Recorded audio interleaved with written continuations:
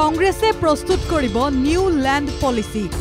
কংগ্ৰেছৰ চৰকাৰ হলে কাৰ্যকৰী হ'ব ভূমি নীতি। প্ৰাইভেট মেম্বাৰ বিলৰ জৰিয়তে বিধানসভাত উত্থাপন কৰিব। কংগ্ৰেছৰ নেতৃত্বত শনিবাৰে এক বিশেষ সভা অনুষ্ঠিত হয়।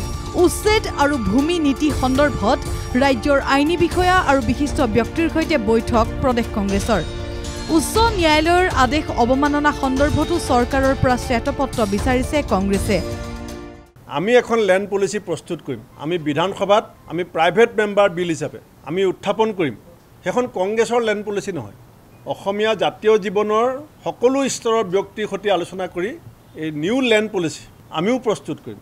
বিধানসভাত যদি বৰ্তমান চৰকাৰে আমাৰ লগত সহমতত উপনীত হৈ পেলাই সিদ্ধান্ত ল'বলৈ আগবাঢ়ে তেতিয়াতো এটা শুভ গণতান্ত্ৰিক পৰম্পৰা আৰম্ভ হ'ব।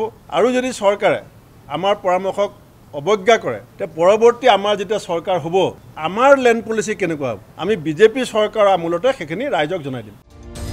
কংগ্ৰেছ বিধায়িনী দলৰ কক্ষত এই মত বিনিময় অনুষ্ঠান আৰম্ভ হয়। উচ্চ ন্যায়ালয়ৰ জ্যেষ্ঠ অধিবক্তা বুদ্ধিজীৱীসকলৰ সৈতে উচ্ছেদ সন্দৰ্ভত আলোচনা কৰে সভাপতি ভূপেন বৰা আৰু বিৰোধী দলপতি দেৱব্ৰত শইকীয়াই। এই বৈঠকতে সিদ্ধান্ত লয় প্ৰদেশ কংগ্ৰেছে 2026 যদিহে চৰকাৰ আহে কংগ্ৰেছৰ তেনেহলে উচ্ছেদ সন্দৰ্ভত কি ব্যৱস্থা ল'ব কংগ্ৰেছ চৰকাৰে, উচ্ছেদক লৈ কি ব্যৱস্থা ল'ব তেওঁলোকৰ চৰকাৰে। ভিডিঅ' জাৰ্নেলিষ্ট দীপ বায়নৰ সহযোগত সুকল্যাণ ৰাজখোৱাৰ ৰিপৰ্ট NKTV+ গুৱাহাটী।